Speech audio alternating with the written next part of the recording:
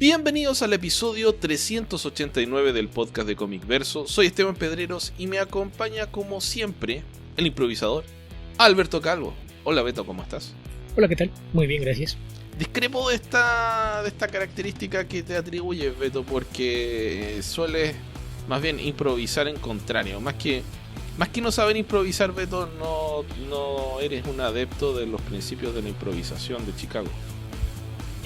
¿No te gusta el sí y? ¿Te gusta más el no? Eso depende en realidad. Y además, ¿por qué bajo los preceptos de Chicago? O sea, está bien que seas fan de Second City, pero de eso a trasladar los preceptos de improvisación del teatro de revista de Chicago a cualquier otro ámbito de la vida, creo que es una exageración. Sí, probablemente. Lo estaba circunscribiendo a este inicio del podcast que generalmente tenemos, Beto, pero ya fue. ¿Qué te parece si empezamos a responder las preguntas de nuestros lectores? Porque tenemos bastantes cosas para comentar esta semana. ¿Ah, sí? Bien, qué sorpresa. Así es. Ok, ¿eso quiere decir que puedo vengarme la semana pasada y hacerme un lado mientras tú comentas? No. Okay. O lo puedes hacer, Beto, la verdad no te lo puedo impedir. Eso supuse, pero quería algún tipo de cosa. Como sea. ¿Qué hacemos? ¿Partimos con las preguntas o partimos primero justificando la bebida alcohólica que seguramente te acompaña esta noche? ¿Justificando? No sé de qué hablas, Beto. Sí, el día de hoy estamos grabando esto el martes 4 de junio. Okay. ¿Sabes lo que eso significa? No. Que hace 3 días, el pasado sábado, Comic Verso como proyecto cumplió 18 años. ¿En serio, Beto? Wow. Ya tiene edad para... Comic Verso ya tiene edad para beber en casi cualquier parte del mundo. Para conducir hace ya algunos años en algunos países. Sí. En Chile a partir de este mes. Aunque con supervisión no la gusta, pero a partir de este mes. Bien. No fue mi caso, Beto, yo aprendí a manejar algo así como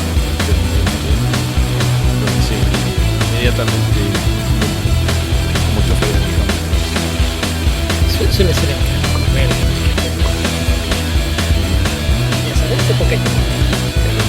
Etcétera, etcétera. Sí. Nada como que todas las vidas de tu familia estén en tus manos. Siempre puedes acabar con la miseria de todos de un solo golpe. No lo sé. Ok, Beto, esto se fue a un lado muy oscuro muy rápido. ¿Qué te parece si empezamos a responder ahora sí las preguntas? Partamos con lo de YouTube, ya que la vez anterior o casi siempre partimos con Discord. Ok, en YouTube tenemos nada más un puñado de Ricardo Pérez, que parte con sus habituales. Hola caballeros, un gusto escucharlos y saludarles. ¿En qué momento y por qué, en su opinión, dejaron de consumirse y producirse cómics para niños en grandes cantidades como, supongo, en nuestra infancia? Yo diría que nunca. O sea, tenemos que repetir lo mismo. Se me ocurren 2 nombres que venden más que Marvel y DC. Marvel y DC no producen cómics para niños, no saben cómo, y aunque supieran hacerlo, no tienen a quién vendérselos. No hay niños visitando las tiendas de cómics, que es el mercado directo, que sigue siendo algo así como el 80 o el 90% de las ventas de Marvel y DC Comics. Es un mercado que no da acceso a los niños. Entonces, eso siempre va a ser un problema, pero cómics para niños nunca se han dejado de publicar. Nosotros los dejamos de ver porque nosotros seguimos un nicho de mercado muy específico que se ha aislado.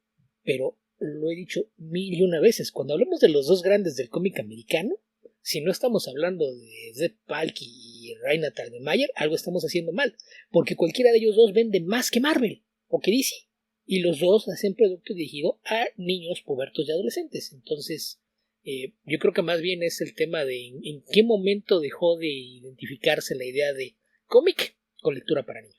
Tal vez el cómic de superhéroes obedecería a esa suposición. De todas formas, a pesar de que sí es un negocio exitoso, es en mucha menor medida que otros de otros productos que consumen los niños. Creo yo que ese sería el grado de masividad que tienen los cómics como no sé, entretención principal o tal vez secundaria que tuvieron, que en un momento ya se los empezó a quitar la televisión, etcétera, etcétera. Ya entran en un lugar ya bastante postergado respecto de otros medios, pero de ahí a que no existan o no se hagan, no lo sé. Yo creo, ahora si nos pides un tema de cuándo exactamente, el cómic de los superhéroes, yo creo que el camino empezó tal vez en los 80. Quizá antes, ¿no? En los 70 hicieron los primeros intentos, sobre todo lo que estaban haciendo Denny O'Neil y Neil Adams en DC, y todas las campañas antidrogas y contra temas de interés social que también empezó a promover Stan Lee a finales de los 60, principios de los 70 en Marvel. Creo que ahí fue donde se empezó un poquito a dejar de lado, como que les cayó el 20 de que sus lectores eran los mismos que habían empezado con la editorial, o sea, al inicio de la década de los 60, y que quizás sus intereses empezaban a cambiar. Pero creo que todavía hay un balance, ¿no? Tenías yo creo que accesibles a niños. Ese era por un lado, Beto, pero yo creo que más importante que eso fue el cambio del modelo de distribución, que terminó transformándose en un modelo en un oroboro que es en el que estamos actualmente. Pero sí, o sea, no es un solo factor, es uno de los factores. Pero es creo que el modelo... Sí. Es la suma de varias cosas y en sucesión, ¿no? Porque en los 70 empieza a haber historias que empiezan a apelar a un público más adulto dentro de los superhéroes, que era un género que se identificaba siempre con niños y adolescentes. Claro. A inicios de los 80 nace el mercado directo y la posibilidad de tener cómics todavía más dirigidos específicamente a un cierto sector del público que dejaba de lado a los niños y que a la fecha lo sigue dejando de lado. Y que a mitad de la década, dos obras dirigidas específicamente a un público adulto, como son Batman de Dark Knight Returns y Watchmen, se convirtieron en un éxito masivo y en el principal referente que la mayoría de la gente tenía en ese momento para el cómic de superhéroes. Creo que todo eso hizo que al menos Marvel y DC Comics voltearan a otro lado y se olvidaran por completo de que tenían lectores de 15 años o menos. Y también el hecho de que, volviendo al tema del modelo de distribución, que es súper relevante, que en un momento de los cómics, como suele pasar, se estaban muriendo. Y el nuevo modelo de distribución vino a salvar el mercado en su momento. ¿Por qué? Porque el modelo anterior era: tiremos todos los tallarines contra la muralla. Los que se vendan, se venden. El resto tenemos que reembolsarle a los distribuidores. Entonces, ese proceso de ir probando qué resulta significaba que en muchos casos generaba pérdidas enormes. El modelo de distribución posterior del mercado directo te garantizaba como editorial un cierto grado de certeza sobre el número de revistas que debías imprimir, cuánto estabas colocando en las tiendas, sin esta obligación de tener que devolverlas. Entonces podías proyectar tus gastos de una manera bastante exacta, y con eso centrarte obviamente en las series que generaban más dinero, y eso por mucho tiempo dio muchísima plata hasta que el mercado se empezó a contraer y contraer y contraer, y ahora estamos en una espiral donde cada vez menos gente gasta más dinero. Entonces las ventas se mantienen, pero tienes gente que, no sé, gasta cientos, miles de dólares al mes, y otra gente que gasta un poquito. Sí, que ahí el tema es que cada vez que sale una solución, la solución después se convierte en un problema, ¿no? Exacto. Porque el mercado directo fue una solución momentánea y luego a finales de los 80, principios de los 90 se dan estas historias evento que generan interés de gente fuera del nicho regular de los lectores de cómics y que lleva a la aparición del mercado de los especuladores, ¿no? Gente que no leía cómics, pero sabía que se venía algo importante, por ejemplo la muerte de Superman o el dejar paralítico a Batman, y que la gente podía encargarlos antes, y el no entender cómo funcionaba el mercado, porque estas gentes llegaban y iban a la tienda de cómics más cercana y decían: oye, que te puedo encargar los números por anticipado. Sí, ok, entonces voy a querer 50 copias de este número donde van a matar a Superman y 50 de este otro donde van a dejar inválido a Batman, sin darse cuenta de que al ordenar más copias iba a haber más copias disponibles, y esto iba a impedir que se dispararan los precios, como pasaba con el material que ellos habían visto que se convertía en un blanco relativamente seguro para especular con eso. Entonces eso fue lo que después puso en crisis al modelo de mercado y a las editoriales, lo que llevó después a buscar compensar con otras prácticas como crear incentivos, mayormente el tema de las portadas variantes que llevan una ubicación por copias, que mira, esta es mi portada regular y por cada 10 que me compres te voy a dar una de estas, y si me compras 50 te voy a dar una de esta otra, y si me compras 200 te voy a dar una de esta en la que Jim Lee le dio un lengüetazo a la última página. Y esto llevó a que las tiendas tratando de atraer ese mercado, que buscar esas portadas, hicieran órdenes increíblemente infladas, que te dijeran, Marvel decía, ay, miren, es que de este cómic vendí 700,000 copias. No, en realidad no, de las 700,000 copias que vendiste, hay 650,000 guardadas en las cajas de las tiendas de cómics que te pidieron para poder tener las portadas que iban a venderle más caras a ciertos consumidores específicos. Entonces, el tema no fue que se dejaran de hacer cómics para niños, el tema fue que Marvel y DC se dejaron de interesar en esta constante guerra por estar generando una ganancia inmediata con sus publicaciones mes a mes. Entonces es un tema bien complejo esto del mercado, pero pues de entrada había que recordar que hay algunas editoriales grandes como Scholastic, que puso su línea de cómics y novelas gráficas para niños, y que de repente empezaron a aparecer muchos otros sellos propiedad de las grandes editoriales normalmente enfocadas al libro de prosa o de no ficción, que empezaron a crear cómics para niños. Entonces el tema no es que se deje de hacer cómics para niños, el tema es que las editoriales tradicionalmente identificadas con los cómics dejaron de hacerlos. Entonces el cómic para niños sigue, es una industria muy saludable, bastante más saludable y estable que el mercado directo del cómic que consumimos la mayoría de nosotros, pero pues es un tema ahí que a veces resulta bastante complejo. Ok, Beto, creo que dimos una respuesta extremadamente larga a una pregunta que tal vez no la necesitaba, pero nos dimos un paseo largo por ahí. Sí, porque teníamos que mencionar qué tan complejo era y exactamente qué tantos factores se ven involucrados. Entonces, claro, sí fue un rollo extraño, pero... Es como cuando te hacen estas reflexiones de la ciencia de que mientras más sabes, menos sabes. Porque sí, mientras más sabes que no sabes. Exactamente. Entre más aprendes, más te das cuenta de que te falta más por aprender. Así es. Ok, Beto. ¿Qué otra pregunta nos dejó Ricardo? La que sigue dice, pregunta honesta. ¿Por qué no gustó en general El planeta de los simios de Tim Burton? A mí me entretuvo. Es entretenida, pero es ridícula. A ver, yo la vi... Creo que había visto solamente la primera película del Planeta de los Simios, pero no recuerdo si la vi antes o la vi después. Y a mí me pareció una película normal. Ahora, ¿cuál es el problema?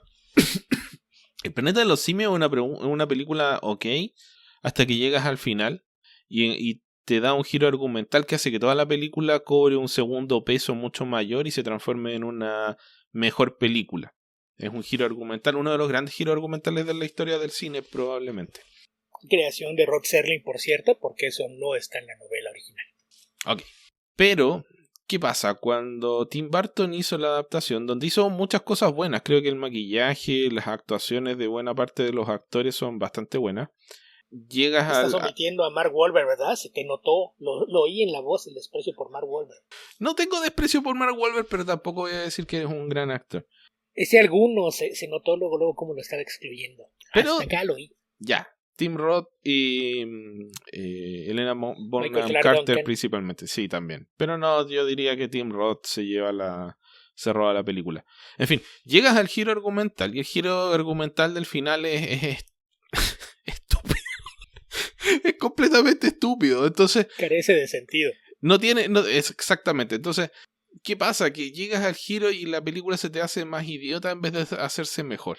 Y yo creo que además el resentimiento de los fans por tomar una franquicia tan apreciada y darle un giro tan sin sentido fue muy grande. Entonces, creo que los fans de la franquicia han sido sumamente denostadores con el trabajo de Tim Burton. Yo creo que de manera correcta, merecida, respecto de lo que les importa a ellos la franquicia. Creo que para un espectador casual no es una película más nomás. No es ni la gran cosa ni tan mala. Pero si lo tratas de comparar con las otras cosas de las que viene, claro, queda muchos escalones abajo, porque es como que en vez de entender cuál era la gracia del Planeta de los Simios, la crítica que hace el Planeta de los Simios al estado de la sociedad, que creo que está tan vigente en ese entonces como lo está ahora, te lo cambia por un giro que es estúpido, que no dice nada. Es solamente el afán de impactarte y de hacer una revelación que sea distinta de la que todo el mundo conoce. O sea, creo que esa fue la trampa que tuvo esa película, el afán de tratar de sorprender con algo distinto, terminó... Pensaron, Claro, ¿qué puede en nuestros días crear un impacto similar? Si alguien... Al ver la Si tú Estatua dices, de la Libertad. ¿cómo en ese impactó a estado? alguien y una persona llega y toma, no sé, una bosta de caballo y se le echa a la boca? ¿Te va a sorprender? ¿Eso es algo interesante de ver? No, pero definitivamente te sorprendió. Entonces... Sí, ahí el tema es que el estudio pidió una sorpresa al final, sin entender que tendría que haber una razón, una justificación para esa sorpresa en específico. No Sí. entendieron el punto. Tendrías que haberle dado una vuelta de alguna sorpresa distinta, pero que dijese algo similar. Y eso es... ahí es donde se cae esa película. Yo creo lamentablemente que se han rascado la cabeza mucho hasta que optaron por tirarte una bola curva, como dicen los gringos. Y fue tan curva que se pegaron en el pie. La nuca. También. Así que eso diría yo. No sé si estás completamente de acuerdo o parcialmente de acuerdo, Beto. O nada Sí, de acuerdo. en general, es lo que decía, es una película muy entretenida que no hubiese molestado a nadie, quizás no hubiese ofendido a nadie, ni tampoco le hubiera cambiado la vida a nadie, pero el final es tan absurdo y sin sentido que dejó a todo mundo molesto con el resultado. Ese es el tema. Sí, sí. Es un giro que llega a ser ofensivo contra la inteligencia del espectador en muchos casos. O sea, la primera película, si la ves sin saber nada, la ves sin expectativa, y cuando llega ese giro argumental, porque es solamente... Mira, la película es solamente un astronauta que está en un planeta donde hay simios en vez de seres humanos. Eso es todo. Hasta que llegas al final y descubres que no, que el tipo no viajó en el espacio, spoilers, viajó en el tiempo. Y que el planeta está lleno de simios porque de alguna forma la raza humana logró autoexterminarse. Que en el contexto de la época en la que se hizo esta película, el 68, Beto. Sí. En el contexto de esa época, Guerra Fría, esto es, 68 fue más o menos... En la época, es bastante cercano a la época de la crisis de misiles de Cuba, si no me falla la memoria. Un par de años, no más, como 4 o 5 años después. Fue el 63. Pero sí, en plena Pero bueno, Guerra Fría, eso estaba en la cabeza de todo el mundo, de que el mundo se podía acabar en cualquier momento por producto de la amenaza nuclear. Entonces tienes esta película que te hace ese giro, esa revelación. ¿Cuánto es? La película de Burton es como 40 años después. No hace un giro que no dice nada, o sea, solamente te pone en una sociedad primate del futuro donde ni siquiera te dan a entender que el planeta es el mismo planeta que es la Tierra, donde los primates reemplazaron a los seres humanos. Simplemente te pone un Lincoln con cabeza de simio. Y bueno, después sí, aparecen los policías. Y eso no te dice si es un mundo paralelo en donde los simios tuvieron una evolución similar a los humanos, si es un mundo futuro en donde los simios rehicieron los monumentos que encontraron, o si de plano es nada más otro planeta donde coincidentemente hay un monumento similar. O repitieron exactamente la misma historia, pero con simios con pelo en vez de seres humanos. Y entonces eso es no decir nada, y ciertamente nada muy relevante. Además de la pésima elección de usar el monumento a Lincoln, porque tienes una sociedad en la que los simios han esclavizado a los humanos, y pones a la figura de quien abolió la esclavitud en los Estados Unidos. Entonces, insisto, carece de sentido. Así es. Ok, ¿qué otra pregunta tiene Ricardo Beto? Dice, ¿qué Guasón o Joker de la pantalla grande y chica les ha gustado más? Creo que esta es fácil, ¿no, Esteban? Y estaremos de acuerdo. Probablemente no vamos a estar de acuerdo, Beto. ¿No? ¿No crees que los dos vamos a decir Mark Hamill? Sí, yo creo que sí. Pero también Heath Ledger a mí me gusta como Joker. A mí su mala imitación de Beetlejuice nunca me convenció como Joker. Lo tenemos claro, Beto. Creo que solo lo has dicho cada 20 episodios de este podcast. No creo. Yo creo que sí tenía un par de años que no lo decía. Pero estoy sacando el promedio. No creo. Solamente cuando alguien insiste en venir a querer venderme a Nolan como la panacea de las películas de superhéroes. Ok. Tarados. ¿Qué más, Beto? ¿Qué más? Después dice, estoy leyendo Wolverine de Benjamin Percy y a mí me gustó. Hizo un buen trabajo. ¿Qué opinan de sus cómics? No recuerdo haber leído mucho de Benjamin Percy. Me parece que hizo una de las series de Batman de la época de los posterior a Rebirth. Me parece que hizo esta del Batman... ¿cómo se llama? Batman del futuro, ¿no? Era Batman... El de la armadura, Beto, el que era hijo de Lucius Fox. Ya. No recuerdo cómo se refiere. Ya sé cuál dices. Y creo que también hizo Robin un tiempo, pero no tengo mucha opinión respecto del trabajo de Benjamin Percy. Yo también he leído pocas cosas de él. En particular su Wolverine todavía no llego hasta ahí, así es de que no de eso. Y la gran mayoría de su trabajo lo ha hecho en DC, sobre todo. No recuerdo si al final los nuevos 52 o ya llegó, ya que había partido Rebirth. Pero sí, el grueso de su obra en el mainstream se ha dado del lado de DC Comics, que pues ya saben que yo tiendo a desconectarme mucho de DC, a menos que haya un proyecto en específico que me interese. Que te traiga yo lo que recuerdo haber leído, sí, lo que recuerdo de él en DC fue Green Arrow, que lo hacía él con ¿cómo se llama este dibujante de apellido alemán? Otto Schmidt. Que era bastante entretenida. Eso es lo que recuerdo de su trabajo en DC. Y yo leí una novela suya que me gustó. Y también es otros escritores que son multivalentes, porque por ahí hace poco puso enlaces ahí para ver un cortometraje que dirigió, que guardé el enlace, pero no me he dado tiempo para verlo.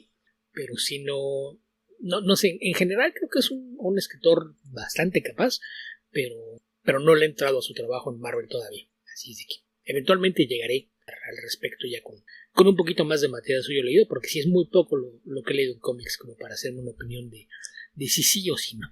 Ok. ¿Qué otra pregunta, Beto? ¿Qué otra pregunta? Después de eso, el mismo Ricardo dice: ¿algún escritor de cómics y artista de cómics que admiren y quieran conocer? Aparte de los que ya admiro y conocí, sí, hay muchos. Muchos. A Walt Simonson, por ejemplo, me encantaría conocerlo, que ya me queda poco tiempo para cumplir ese deseo, yo creo. Más considerando que ya no viaja fuera de los Estados Unidos. Exacto. Pero bueno, sí, hay muchísima gente. Ahora, igual yo he adoptado una postura un tanto distinta a la que tenía antes, porque claro, tenía mucho entusiasmo y quería yo conocerlo y yo entrevistarlo y hacerles preguntas y qué sé yo.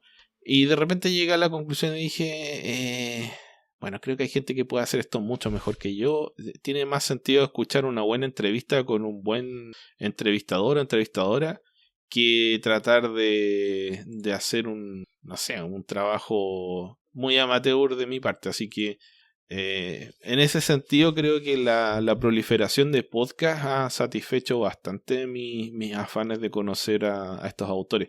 Porque más allá de poder decirles en su cara muchas gracias, me encanta tu trabajo, que creo que es satisfactorio para todos los involucrados, la parte de escuchar el proceso creativo, de saber un poco de sus historias personales vinculadas a su trabajo artístico, es algo que es bastante sencillo de hacer actualmente. Sí, que no quita el hecho de que tengas una pregunta o algo que quieras saber que nunca nadie les haga en entrevistas. Entonces eso siempre es algo que te va a dejar el gusanito. Pero yo afortunadamente por mi trabajo en la mole tuve oportunidad de conocer a mucha gente con la que tenía esa clase de inquietudes. Obviamente faltan muchos. Lamentablemente ya no hay paneles de cómics, sino yo ya estaría haciendo campaña para que me dejaran entrevistar en el escenario a Mike Allred, pero pues no, ya veremos qué tanto se puede platicar con él en fila, pero sí son demasiados para nombrar. O sea, se me ocurren, aparte de Allred, pues gente de la que pues seguramente no sorprenderá a nadie, que me gustaría, por ejemplo, poder charlar con Matt Wagner, con Stan Sakai, con Ed Brubaker, entre muchísimos otros, pero sí, son muchos. Y como dice Esteban, el hecho de que haya tanto acceso a entrevistas a través de podcasts, videopodcasts y publicaciones digitales o impresas con entrevistas en texto, creo que a veces ayuda un poquito a que puedas sentir que sabes un poquito más acerca de ellos y cómo hacen su trabajo del que teníamos acceso hace, no sé, 20 o 25 años. Sí, claro, antes era buscar alguna de las revistas especializadas, ojalá que les interesara entrevistar a la persona que tú querías que entrevistaran. Y en algunos casos las entrevistas eran, no sé, me tocó muchas veces leer entrevistas que eran muy frustrantes, que uno decía, bueno, ¿y para qué? Porque es similar. A ver, no estoy hablando de la Comic Scene, no estoy hablando de la Wizard, no estoy hablando de la, no sé, ¿cómo se llama? La mejor de todas estas. ¿Cuál? Pues es que había varias que fueron buenas, pero no eran las famosas, porque estaba la Hero Illustrated, estaba Amazing Heroes. Claro, Estaba Bueno, Comics Interview. ninguna de esas, pero uno frecuentemente se encontraba, por ejemplo, en las publicaciones de 5, en las publicaciones de perfil, en las publicaciones de perfil sobre todo, que iban a San Diego, hacían una entrevista y ponían en la última página una entrevista de, no sé, de una carilla con Dan Jurgens. Y las preguntas generalmente, no es que fuesen malas, pero uno se quedaba con gusto a poco Las y preguntas más muy genéricas, ¿no? superficiales, claro. Entonces, Poco faltaba para que una fuera, ¿de dónde sacas tus ideas?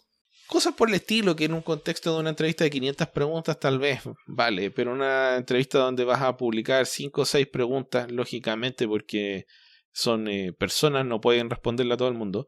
Son 5 o 6 y la última siempre es un mensaje que le quieras mandar a tus lectores en tal parte. Exactamente. Entonces ese tipo de Sí, es entrevistas un desperdicio. no es que las condene, pero te queda gusto a poco. Y justamente a propósito de eso, lo que se puede encontrar actualmente es muchísimo más que eso. O sea, ya he comentado varias veces en las entrevistas de John Siuntres, por ejemplo, que cada, no sé, hace 10 15 años se juntaba más o menos una vez cada 2 3 meses con Greg Rucka y le hacía una entrevista de 3 horas. Hacía lo mismo con Brian McColbendis, con Ed Brubaker, etcétera. De hecho, todavía los entrevista con cierta regularidad y pasaba un momento de la entrevista en que ya se le olvidó, no sabía qué más preguntarle, le decían, ay, ¿qué has visto en la televisión? Y seguían hablando. Y a veces de esa conversación tú ya escuchabas que la persona estaba cansada porque eran conversaciones telefónicas. Pero aún así de repente aparecía información que terminaba siendo interesante. Entonces, claro, es otro nivel de acceso el que uno tiene actualmente.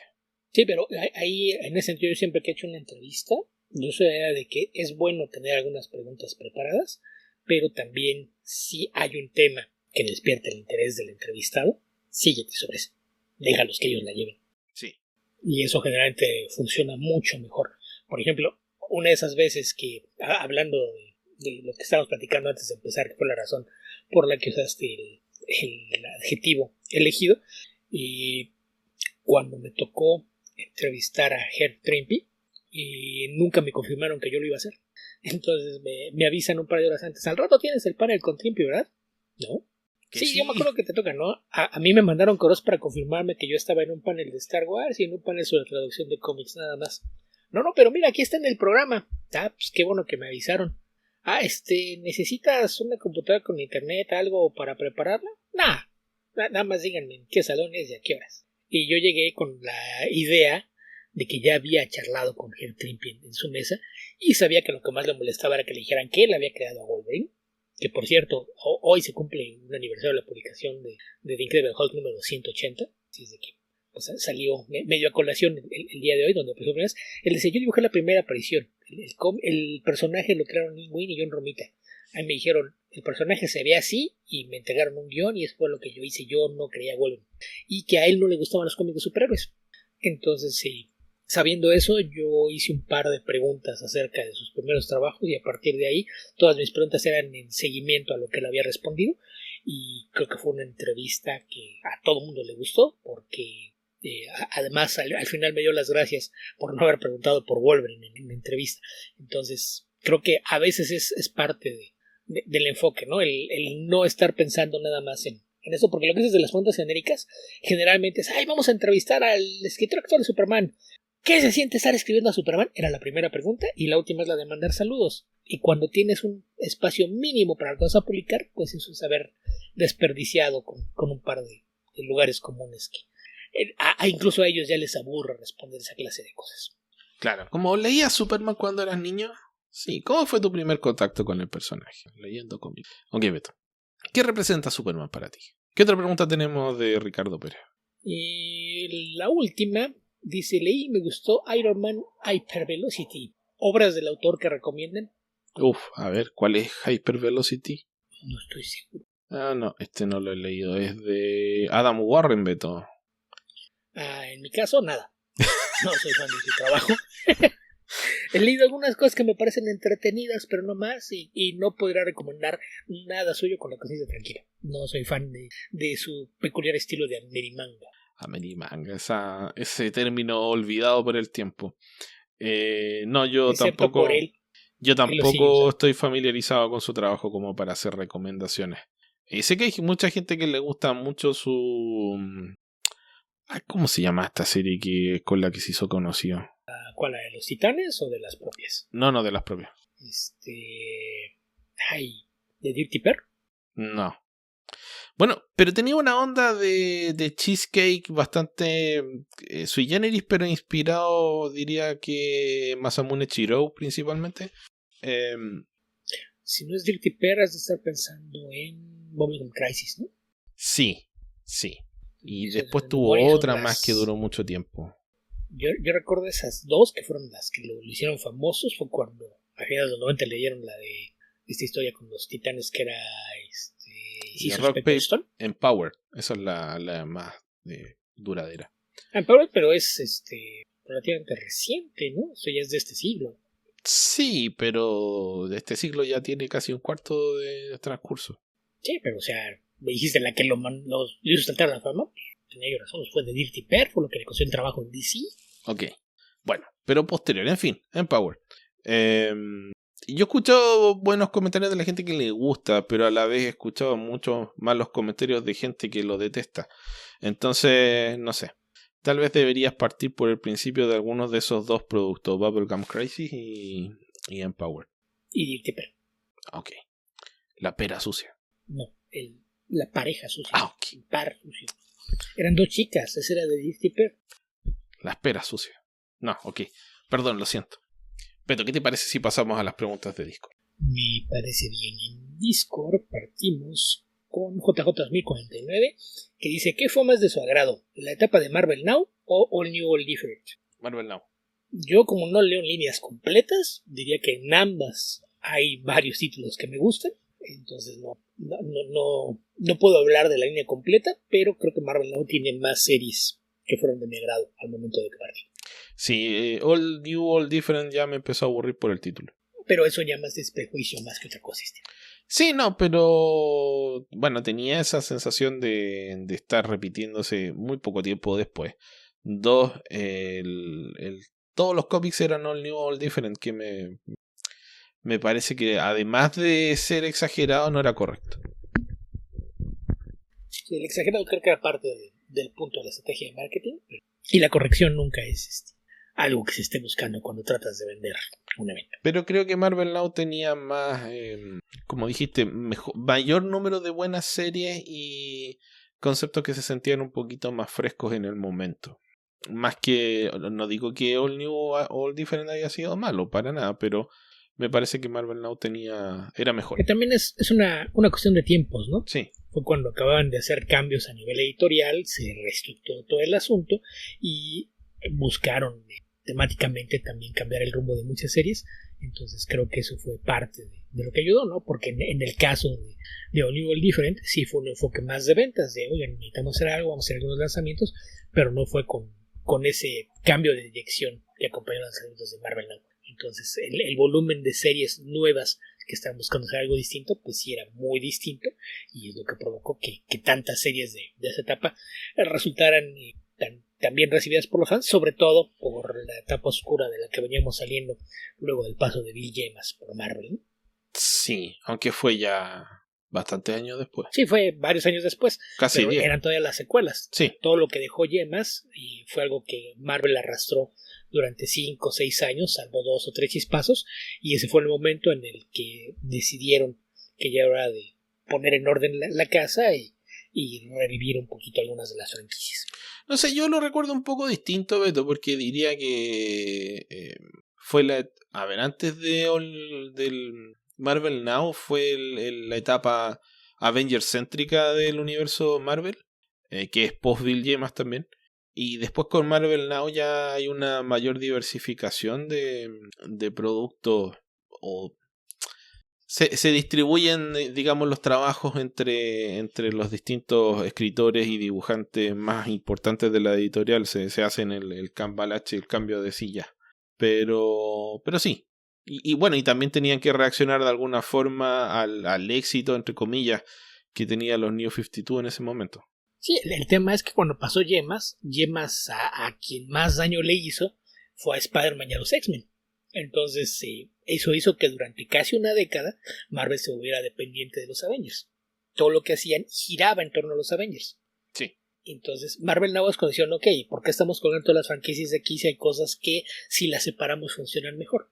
Y fue cuando se dio esta reestructura editorial, volvieron a dividir un poquito en líneas de quien manejaba ciertos títulos, y esto ayudó a que la línea otra vez cobrara fuerza de una forma un poquito más pareja, sin depender tanto del éxito de un título central.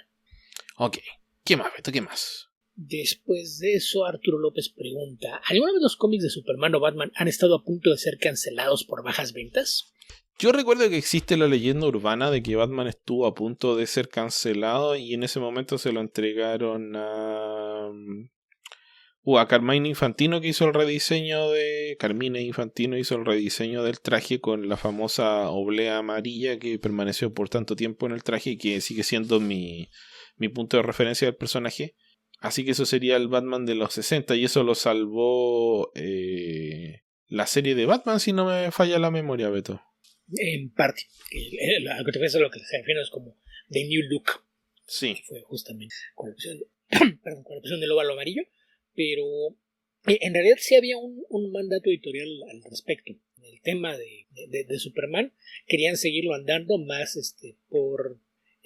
incluso por fastidiar a los creadores del personaje que los habían intentado demandar a finales de los años 50.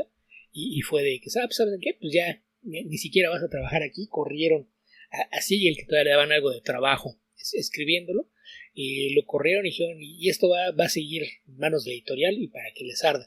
Lo que sí llegó a ver la amenaza con Batman no era que fueran a cancelar las series, sino que se hablaba de que iba a desaparecer la serie de Batman y que se iba a quedar Detective Comics volviendo a su formato de antología. Entonces Batman iba a tener apariciones ahí, pero ya no iba a ser el centro de la serie.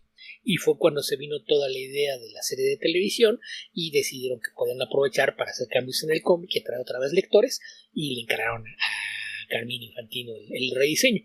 Entonces es un poquito de la mano, pero sí, no era de negocios del personaje, pero sí en algún momento, al menos en el caso de Batman, se hablaba de relegarlo a un papel un poquito más en el fondo y no tan protagónico. En el caso de Superman sí, según yo recuerdo, sus ventas han sido siempre lo bastante decentes como para mantener andando sus series. Sí, de todas maneras se hizo también un giro ya relevante con el Kryptonite No More, que fueron Denny O'Neil y Neil Adams, que venían del éxito en sus cómics de Batman. Sí, eso fue ya en los años 70. Sí. Ahora, claro, Kryptonite No More, ¿qué año es, Beto? ¿72? ¿71? Debe ser 72, si no es que hasta 73, pero sí. Porque ahí Denny O'Neil hizo por lo menos 3 relanzamientos, entre comillas, sucesivos, que fueron primero Batman, que fue más orgánico, o sea, empezó a trabajar en la serie. Y ya con esa fama fue a Superman y después a Wonder Woman, que creo que es la de peor resultado. Sí. Okay, sí, eso.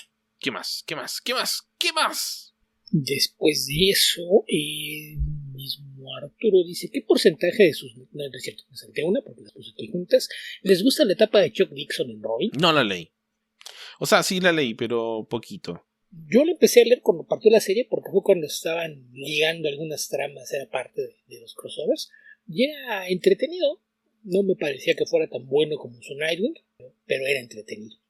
Después el mismo Arturo López. ¿Qué porcentaje de sus lecturas son en digital? ¿Alguna tablet que recomienden para leer en digital? Quiero ahorrar para comprar una a fin de año y empezar a pasarme al digital, pero no conozco. Yo le di algunas especificaciones técnicas generales, Beto, pero pienso que uno, lo puedes hacer en un computador, no es necesario que te compres una tablet. 2, si te vas a comprar una tablet, yo creo que lo principal es que sea de 10 pulgadas o más. ¿Puede ser una de 8 pulgadas? Sí, pero es mejor una de 10 o más. Depende de tu vista, pero toma en cuenta que una de 10 pulgadas es muy similar al tamaño de un cómic. Entonces la experiencia de lectura será más parecida a la de un cómic físico si tiene 10, 11 pulgadas o un poco más. Sí, y también te va a ayudar con los splash pages, porque los splash pages te van a ocupar la pantalla completa y los textos van a ser en una pantalla chica demasiado pequeños para que los leas. o para que los leas bien. Y vas a tener que estar agrandando y achicando. En una pantalla de 10 pulgadas o más lo vas a poder leer. No va a ser tan impresionante obviamente como en un cómic, pero se puede leer así. También obviamente puedes hacer los acercamientos para observar con mayor detenimiento algún detalle, pero en fin. Yo diría que la mayor parte de mis lecturas son digitales actualmente. No sabría decirte un porcentaje, pero alto. Pongámosle 90. El mío probablemente esté incluso más arriba porque se combinaron dos cosas. Uno, el tema de los ojos, que hace que si quiero leer en papel necesito buscar condiciones óptimas de iluminación, lo que no siempre se tiene. Y el otro tema, que mis libros de prosa, en lugar de andar siempre cargando un libro, cuando conseguí una aplicación que me gustara en el teléfono, dejé de cargar libros y empecé a leer libros digitales en el teléfono, y que pues hace unos 10 años, cuando regresé a traducir cómics, me empezaron a dar archivos digitales, algo con lo que yo no había trabajado antes, y eso me hizo darme cuenta de que no tenía ningún problema para leer mis cómics en pantalla, y poco a poco se fue dando la migración. Entonces, entre que tuvo el acceso a la tecnología que lo permitiera y después el tema de los ojos, yo sí me mudé casi por completo a digital. No, sí, sigo disfrutando mucho de lecturas en papel, pero como ya mencioné, me resulta un poco más incómodo, porque incluso con luz de día, pues es ver en dónde tienes una ventana, dónde te vas a sentar. Entonces sí, a veces sí prefiero leer las cosas primero en digital y ya a veces después hacerme con una copia en papel y repetir la experiencia de una forma distinta, pero yo creo que más del 90% de mis lecturas ya se dan en digital. Lo de la tablet ya mencionamos lo del tamaño, y lo del horario, pues volvemos a lo mismo. Si es un gasto que te parece que vale la pena, está bien, pero si no, pues cosa de que te acostumbres en la computadora, porque el tema, por ejemplo, mucha gente dice que no le gusta leer en la computadora porque la pantalla es horizontal en vez de vertical. Hay pantalla pivotable. Ajá, que las puedes girar. Y hay pantallas de escritorio que no son pivotables, pero puedes comprar un soporte pivotable y girarlas, ponerlas de costado, digamos, pero frente a ti. Y también vas a hacer el efecto de una pantalla de tablet. No es lo mismo, pero puede funcionar. Mira, si yo quisiera hacerlo, Linux te permite girar la imagen de la pantalla. Entonces nada más sea cosa también de que pusiera así. Así es. Pero probablemente crashea bastante más seguido que Linux. El caso es que digamos que sí, Beto, solo por hacerte feliz, digamos que sí. Mira, yo sé de historias de horror. Yo sé que si mi computadora crashea no pierdo absolutamente nada de información, pase lo que pase, y ningún usuario de Windows puede decir lo mismo. El caso es que puedes poner incluso la laptop, voltearla sobre un costado. Si solo vas a estar leyendo esa hora, no necesitas el teclado para nada. Están también las laptops que tienen la pantalla táctil, que tienen la opción incluso de que la gires por completo 180 grados, que hay tu teclado atrás, y la puedes utilizar a manera de tablet. Entonces ahí sí, la inversión que quieras hacer pues depende del uso que le vas a dar. Si es nada más para leer, pues sí considera el uso que le vas a dar y cuánto dinero le quieres invertir a eso.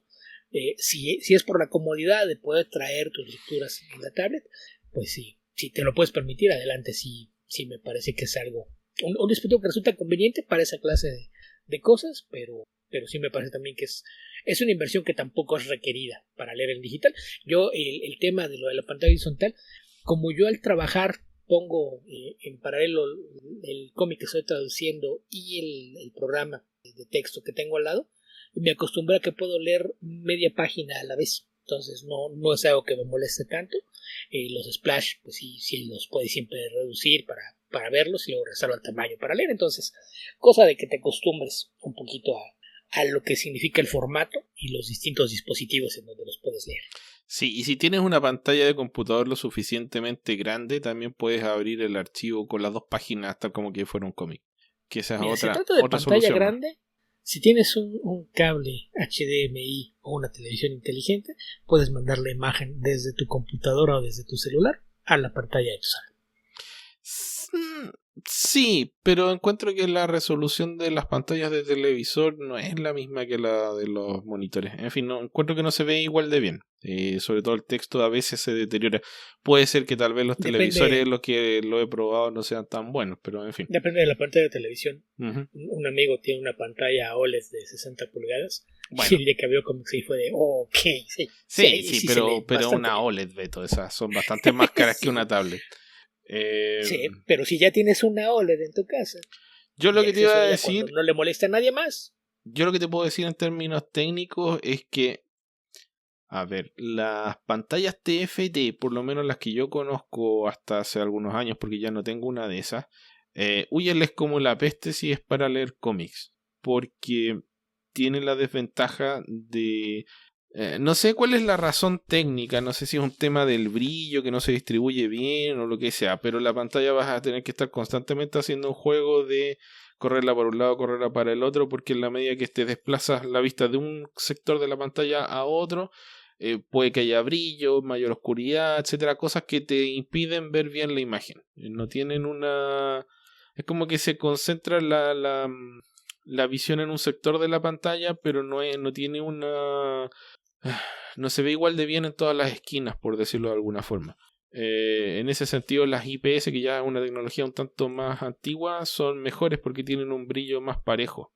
Ahora ya están las OLED y las OLED le pegan bastante, le sacan bastantes vueltas, bastante ventaja a las IPS, pero ahí revisa la tecnología, porque las TFT por lo menos suelen ser de una resolución muy baja y no tienen buena calidad de brillo. Las pantallas son algo así como mate.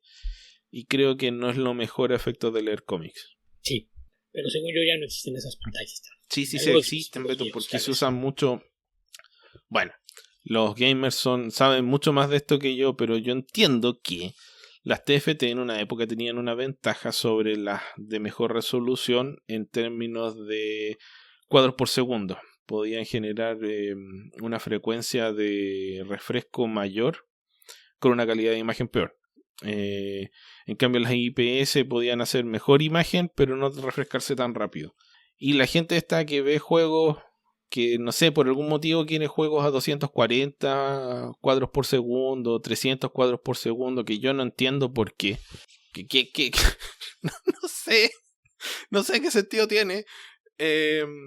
Tu cerebro no puede absorber esa cantidad de cuadros por segundo. Las tarjetas es una idiotez, las tarjetas gráficas compiten por el número de cuadros por segundo que pueden generar de un juego. Con todas sus letras, Esteban. Es una idiotez. Tu cerebro no puede procesar esos cuadros por segundo. Mira, tu cerebro va a elegir menos y lo va a hacer. Es una estupidez. Los únicos juegos en los que he visto que eso tiene algún sentido son los juegos en los que giras la cabeza con la cámara, los que sean de tiradores de primera persona o RPG, porque como logran generar tantos cuadros por segundo, cuando haces giros de cámara puedes ver todo. En cambio, cuando son más, en los otros ves un borrón solamente. Sí. Ahí tiene sentido, pero bueno, si eres un jugador competitivo para ese tipo de juegos, puede que tenga mucho sentido, pero por otros tipos de juegos probablemente no. En fin, Beto, fue una respuesta nuevamente muy larga. ¿Qué otra pregunta tenemos por ahí? Ahí aparecieron varios chismos opinando sobre esto. JJ dice que lee como el 30% en digital porque se aferra a lo físico, aunque luego se tarda en lo que compra. Y por ahí Martín dice que él ya lee 100%.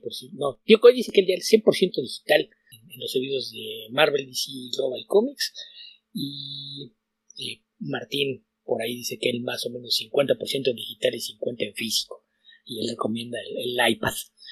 Por ahí en medio de toda esa conversación que se dio con este tema de los cómics en digital, JJ2049 pregunta: ¿han leído The Last Avengers Story de Peter David? Sí, yo más que nada destaco el arte de Olivetti, pero la historia no fue tanto de mi agrado. Me sorprende un poco ese comentario porque es una historia de ¿cuándo, Beto? ¿Del 90, 91? Quizás un poquito después, porque es después de Marvels. A ver. Fue cuando se adoptó el formato del acetato y lo que le siguieron fueron Ruinas, Blockbuster y The Last Avengers Story. No, la del 90-91 es la que hizo con George Pérez del maestro. ¿Cómo se llama esa? Future Imperfects. Esa. Ya. Pero fue un poquito después y es considerada una de las muy buenas historias de los Avengers en una época en la que las buenas historias de los Avengers no abundaban. A mí el arte de Ariel Olivetti, como he comentado muchas veces, no me gusta mucho, pero no lo considero malo. Ahí tienes un ejemplo de lo que nos preguntaron la semana pasada. Sí, a mí me gusta la historia, pero también habría que recordar que fue en el momento en el que Marvel quería hacer historias oscuras con los personajes, entonces dentro de todo, creo que Peter David logra hacer una historia oscura sin caer en el grim and gritty que se estaba apoderando de muchas cosas, y a mí me gusta, yo no tengo ningún problema con el arte de Olivetti, pero la historia me gusta bastante, y sí recuerdo que pues, en su momento lo que más le hacía a todo el mundo era el precio que tenían estos cómics, ¿no? Que eran bastante más caros que un cómic convencional, justamente porque se puso de moda este tema de poner todo lo que se le conoce como el trade dress, los logotipos, información editorial, autores y demás, en una hoja de acetato para que el arte de la portada estuviese limpio debajo de eso. Era como lo que ahora llaman las virgin covers, con una sobrecubierta de acetato, que ojalá no esté escuchando nadie en marketing de alguna editorial, porque son capaces de que lo reviven. ¡Ay, mira la Virgin con tu cubierta de acetato con los logos! En cualquier momento lo reviven y vamos a tener cómics 32 páginas, 10 o 12 dólares. Es lo que probablemente harían con esto, pero en general me parece que es una historia que se sostiene bastante. Yo voy a checar la fecha, apareció en noviembre-diciembre del 95. Yo creo que fue parte de la oleada de lo que llamaban aquel entonces los tomos premier de Marvel, que siguieron después del éxito de Marvels, justamente. Ok. Sigue tío Coy, que nos dejó varias preguntas, Beto. Los 90 llevaron a muchos personajes mainstream al grim and gritty. ¿A cuál les quedó bien y a cuáles no, en su opinión? ¿A cuál le quedó? Yo creo que a Daredevil es al que le quedó mejor, ¿no, Beto? Pero es que no lo hicieron tan grim and gritty, nada más fue cambiarle el traje por una armadura. Las historias no cambiaron de tono. Como era algo que tenía ya un tono noir, en realidad no había mucho llegó más al Grim and Gritty bastante antes, llegó en los 80. Así que tal vez no reflexioné en la década, pero el personaje el que el tono Grim and Gritty le quedó mejor, en mi opinión, es Daredevil. Pero ese no fue los que murieron en los 90. No fue. Eso fue obra de Frank Miller 10 años antes. Sí. Entonces, es que yo creo que ahí el tema es que yo creo que hay un error acá, en el sentido de que yo pienso que el Grim and Gritty es de los 80, no es de los 90.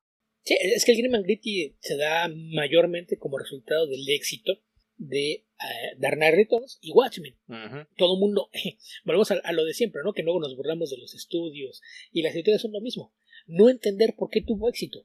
No tuvieron éxito por ser oscuros, tuvieron éxito porque eran buenas historias, bien contadas, y que partían de crear un contraste entre la oscuridad que proyectaban y lo que venía antes.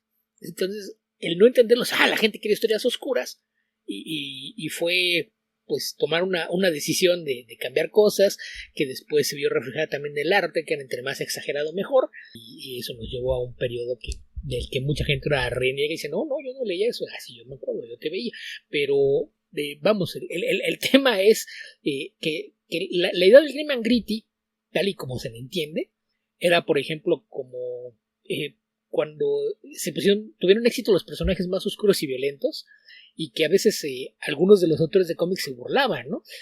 Recuerdo por ejemplo una portada de Dale Keown para Hulk, que era Hulk con una ametralladora, y tú ves la portada y decías, pero híjole, ¿para qué diablos van a necesitar una ametralladora?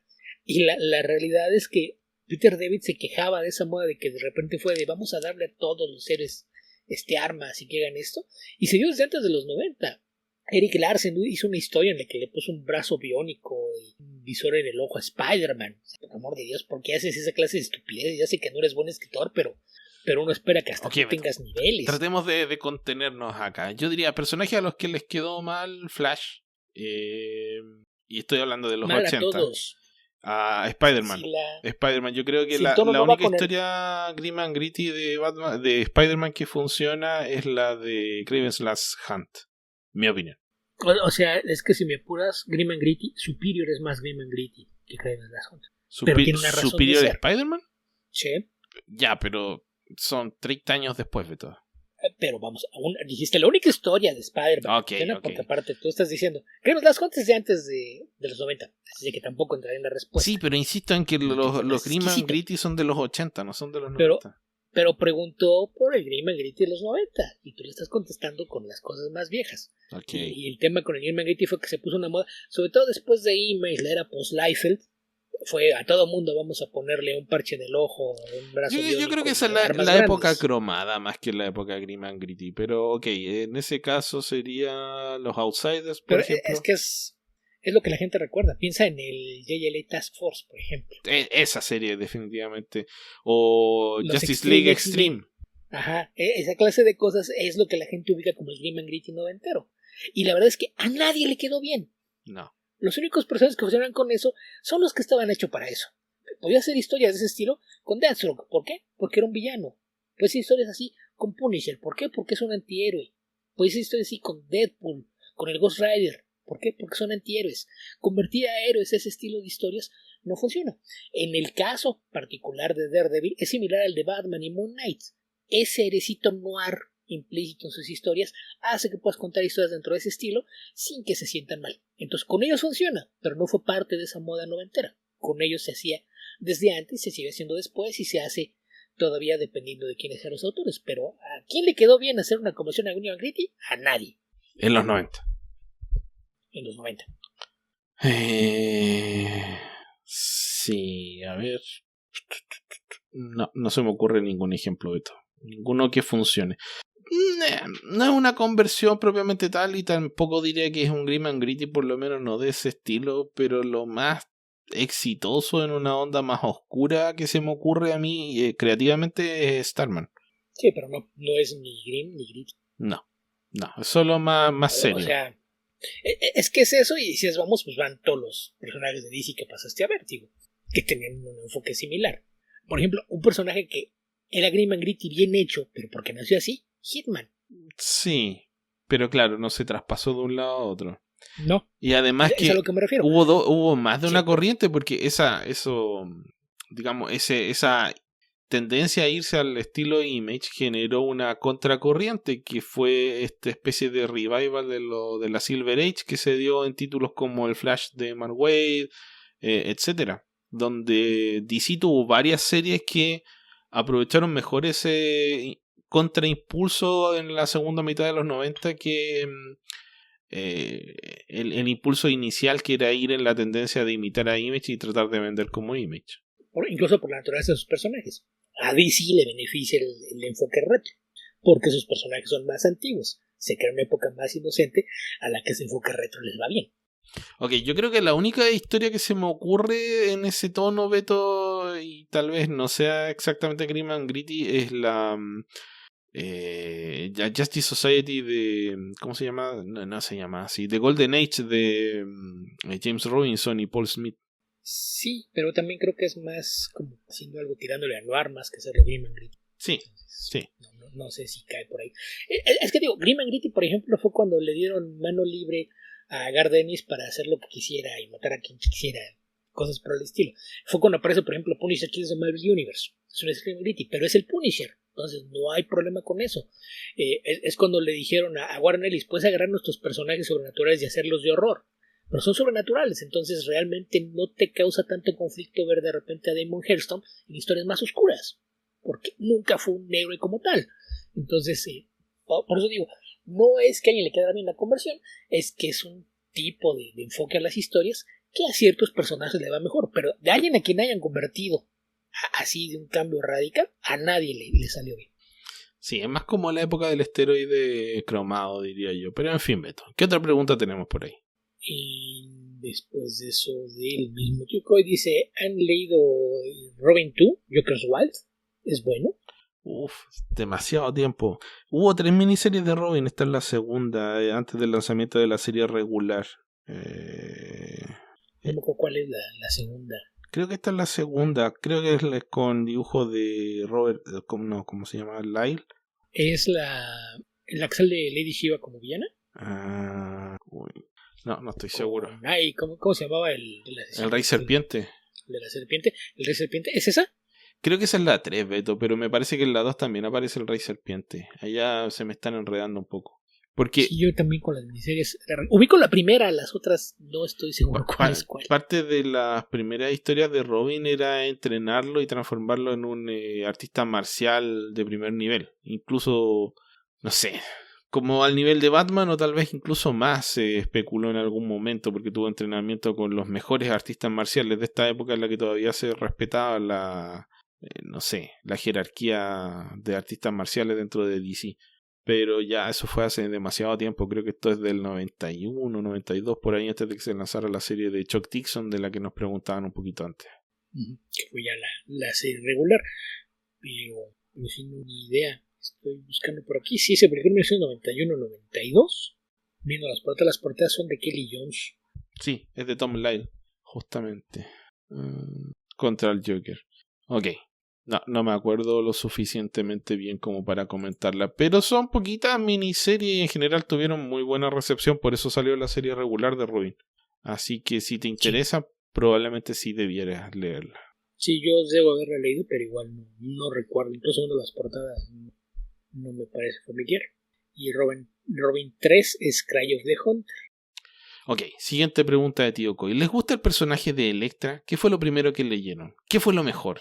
¿Me gusta o no me gusta el personaje de Elektra? Diría que sí y no, porque creo que el problema, entre comillas, con el personaje de Elektra es que es el molde del personaje creado para motivar al protagonista.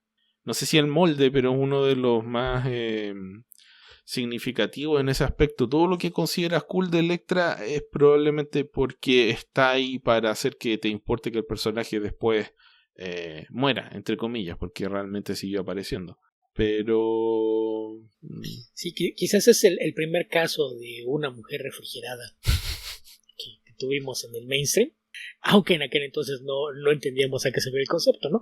Que ahí un poquito en defensa de lo que hizo Miller, se preocupó por darle un background un poquito más a fondo, ¿no? El crear toda esta historia del romance con Matt en la universidad y demás. Sí.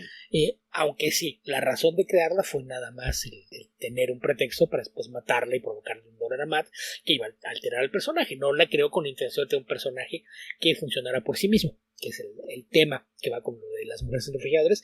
Es eso, cuando el personaje lo creas nada más para que esté ahí, para que cause una reacción en tu personaje masculino. Entonces, ese es un problema.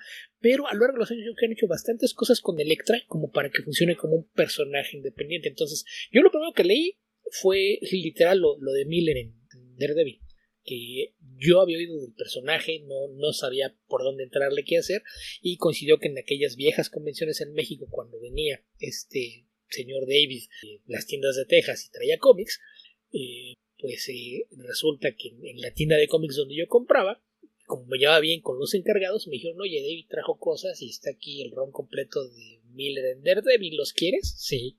Entonces eso ni siquiera tuve que esperar a la convención, un fin de semana antes de la convención, y yo fui y recogí un paquete de Daredevil de Frank Miller, y ahí fue donde yo conocí a Elektra. Entonces la conocí desde el principio. En el momento me gustaron mucho las historias, ya el pensar en cómo fue que había nacido y para qué, es algo que se dio muchos años después, pero a lo largo del tiempo pues sí me tocó leer varias historias que me parecen muy buenas. Ahí está Elektra Assassin, por ejemplo.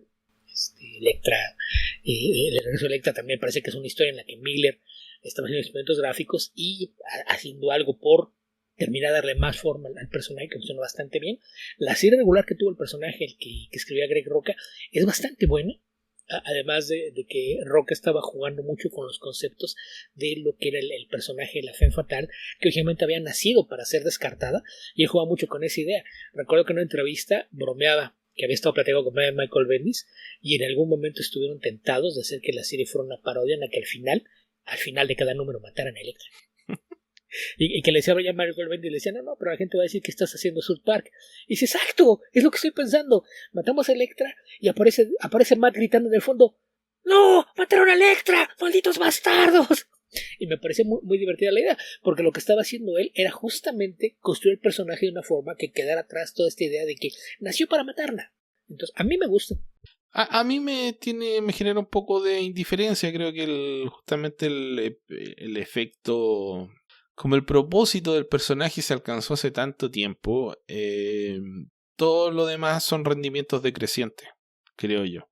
Se han hecho cosas interesantes con Elektra, absolutamente, pero a la vez, no sé, siempre siento que es el eco de una historia que ya leí cuando aparece Elektra, y eso no me gusta. Voy a decir, yo por eso sigo pensando en olvídense de la continuidad. ¿Qué fue lo mejor? Yo diría que la época de Miller. No tengo más. No tengo dudas al respecto. Mira, yo voy a decir que el Electra Assassin nada más por el hecho de que tiene arte de DC Cage. Sí. Y no hay forma de rebasar eso. Ciertamente. Ok. ¿Cuál es su obra favorita de Tynion? No he leído tanto de Tynion, así que voy a decir Detective Comics. No sé, qué mundano y pueril salió tu respuesta. Bueno, porque hace su trabajo hace algunos meses comenté World 3, que me gustó bastante, pero no sé si me gusta más que lo que leí en Detective Comics o en Batman, no me acuerdo porque se pasó de una a otra cuando trajo a este personaje Ghostmaker, que me hacía mucha gracia. Porque mataba gente, así que era un creador de fantasmas. Ghostmaker. Sí. Bueno, a mí me gustan más sus cómics de autor. En particular, yo no he leído toda World Tree en mi lista de pendientes, pero quizás por mi inclinación hacia el horror, me gustan mucho The Nice House on the Lake, The Department of Truth y Something is Killing the Children. Yo creo que diría que a la par esas tres series son de mis favoritas. Insisto, tengo pendiente toda World Tree, junto con su historia esta documental de los ovnis y su serie de Drácula de Universal Monsters, que si no me equivoco ya acabó, entonces probablemente ya está en condiciones de que vaya y la lea sin estar esperando nuevos capítulos, pero yo soy más fan de su trabajo en horror. ¿Cuál consideran el personaje más políticamente incorrecto? Pues depende, porque en cierto contexto hay personas que nacieron para hacerlo, ¿no? Y por lo tanto es hasta artificial el que lo sean, ¿no? O sea, sí, claramente. Creo que tendría que estar entre Lobo y Deadpool, probablemente. Sí, pero en el caso de Deadpool es donde lo siento un poquito más artificial. Porque mientras que Lobo sí tiene cómics que son para lectores maduros, con Deadpool es una incorrección artificial, ¿no? Más simulada que real. Bueno, de todas formas están estos cómics del Deadpool Max que tienen un poquito más de incorrección política y madurez, pero por otro lado son un poco fome. Sí, por otro lado podríamos voltear a ver hacia Vértigo y podrías decir en algún momento que John Constantine lo es, o Spider-Jerusalem. Spider-Jerusalem yo creo que sí. Me gusta más que Constantine como políticamente incorrecto. Sí, es que Constantine depende de qué lo escriban y en qué época, ¿no? Sobre todo cuando cuentan las historias viejas de cuando tenía su banda punk, cometió cualquier cantidad de errores, provocó la muerte y la condenación de otras personas, es la parte en donde probablemente aplicaría. Pero cuando con las historias presentes ya no tanto. En el caso de Spider nace justamente para hacer una reacción al sistema y demás. Entonces es intencionalmente escrito de esa forma, pero probablemente no puedas tener algo más políticamente incorrecto que Spider de Jerusalén. Sí, con más sustancia. Yo creo que en ese sentido tiene un alcance de propósito más noble que Lobo Deadpool. Que de forma paralela y por las mismas razones, el personaje de Jesse en Preacher es lo mismo, con un enfoque mucho más estrecho porque va específicamente orientado a quejarse de la religión, pero es la misma idea. En el caso de Spider, el hecho de que se estuviera quejando del sistema, de las corporaciones, del gobierno, etc., hace que la incorrección política tire para todos lados. Y que aparte se da en el momento más prolífico de Warren Ellis, que sí se estaba proyectando de una forma muy severa. Ok, creo que con eso está bien, Beto. Última pregunta. ¿Qué emoción les despertó la primera vez que leyeron Kraven's Last Hunt? A mí ninguna, Beto. Casi ninguna. A mí esto es complicado porque yo la primera vez que leí Kraven's Last Hunt leí en la versión mexicana, la que publicaban Novedades Editores, y por partes. Entonces la primera emoción no significa como emoción sorpresa. El que termine el primer número con Kraven matando a Spider-Man o aparentemente matándolo es sorpresa. Tú sabes que no lo van a hacer, pero eso no cambia que lo acabas de ver. Y pues después de eso la historia me pareció muy buena, pero fue hasta años después que empiezas a apreciar mucho lo que hace, sobre todo una vez que ya lees una versión bien traducida en donde el traductor no está pensando más en no me caben todas las palabras aquí que en lo que dicen los personajes. Entonces fue ya hasta mediados de los 90 que pude leer una colección en inglés y apreciar de mejor forma la historia. Pero sí, la primera vez es difícil hablar de emociones porque la leí de forma serializada y una traducción que no era particularmente buena. Entonces no sé, no creo que pudiera describir que me generó alguna emoción porque era un cómic mal traducido. aunque se enojen los fans que digan que Delfino Fuentes y Remy Bastien eran una maravilla, la verdad es que eran traductores bastante mediocres. Ok, en mi caso es un cómic sobre el que, o sea, más que volver, al que llegué muy muy tarde, lo debo haber leído hace unos 10 años tal vez. Entonces sabía más o menos qué es lo que iba a leer y me hice el ánimo de leerlo, pero 10, 15 años de haber sido. Pero claro, lo leí, a ver, ¿de qué año es esto? ¿Del 87, Beto? ¿88? Originalmente sí.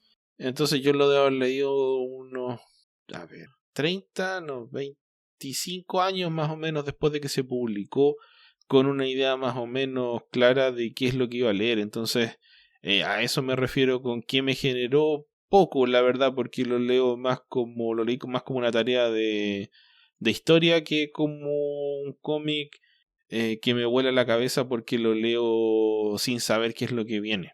Que es más parecido a lo que me pasó, por ejemplo, cuando leí The Killing Joke la primera vez. Porque, claro, Killing Joke era del 88, yo lo he leído el 93, 92, pero no tenía idea a dónde iba, a lo que iba. Entonces me generó esa reacción más visceral con la historia que uno la pierde cuando va a leer cosas que más o menos conoce de oídas, por declaraciones de testigos, más que por experiencia propia. Sí, pero sí, el tema es ese, que la forma en que lo leí la primera vez probablemente saboteó el que me provocara alguna emoción, y lo que sí es que yo creo que el hecho de que la historia haya aparecido en Spider-Man y no en Batman hizo que fuera memorable, porque probablemente en Batman se hubiese convertido en una historia más del montón.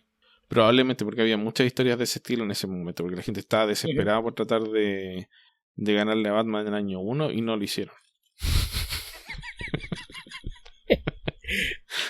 Algo así, no, pero aparte es que el tema del villano como némesis psicológico y demás es algo que en Batman se ha hecho hasta el cansancio. Sí, además que sería como el equivalente que Batman tuviese una gran historia como con el Calendar Man, algo por el estilo.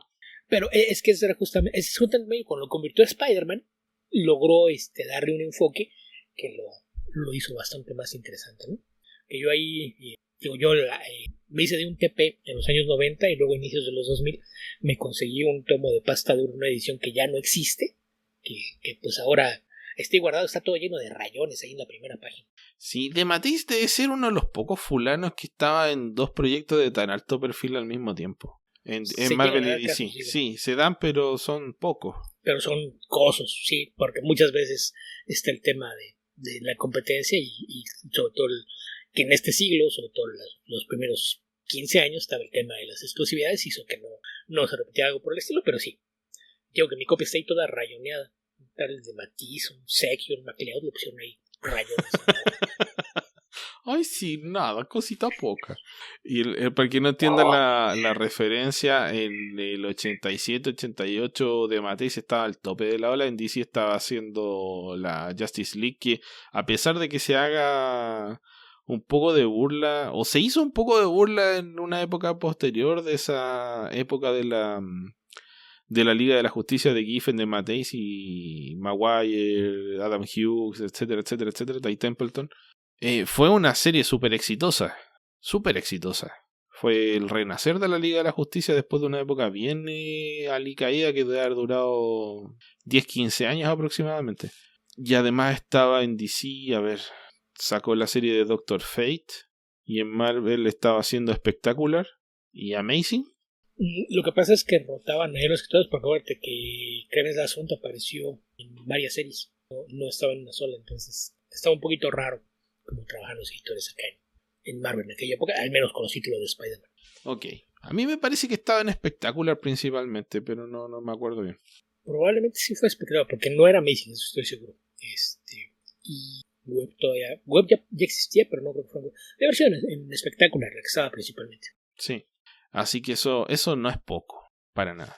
Era una época bien exitosa de Spider-Man también. Eso es simultáneo casi, me parece, con el Amazing. Sí, con el Amazing de Eric Larsen y de McFarlane. McFarlane un poquito después. En fin. Sí. No vendía a poco Spider-Man. Después vino el 89, el Spider-Man a secas de McFarlane, que vendió todo. Vendió un par de bosques ese cómic. Algo así. En fin, con eso acabamos con las preguntas, Beto. ¿Qué te parece si pasamos a comentar un par de cosas que ya nos queda poquito tiempo porque las preguntas no eran tantas, pero les dimos respuestas muy elaboradas? Sí, en la gran mayoría. ¿Qué quieres comentar? Ok, Beto. Mira, voy a hacer un breve prefacio diciendo que terminé de ver la segunda temporada de Jujutsu Kaisen. No es lo que voy a comentar porque creo que no es mucho lo que puedo comentar de Jujutsu Kaisen. Creo que la segunda temporada, una vez que pasan de los primeros 5 episodios que me detuvieron en seco hace como un año, empieza de Shibuya Incident, que es una de las historias que más les gustará a los fans. Y es una historia que no se acaba nunca, pero es buenísima. La animación es de la palabra que no decimos en este podcast, más palabra que tampoco decimos en este podcast. Y me gustó muchísimo. Está muy, muy, muy bien hecha. Aunque sí diría que tiene esta particularidad el cómic de Gege Akutami, que a veces se siente como que la historia avanza a la velocidad del argumento, como que muchas veces se la saca de la manga, pero mayormente la construcción de los poderes de los personajes, la forma en la que usan sus talentos, me parece bien creativa. La que sí quería comentar un poquito más, Beto, es vi Justice League Crisis en las Tierras Infinitas en HBO. Ok. Y la encontré rarísima. No sé si viste la película, Beto. No lo he visto. Ok, es la primera parte, así que no sé bien cómo lo van a terminar de contar.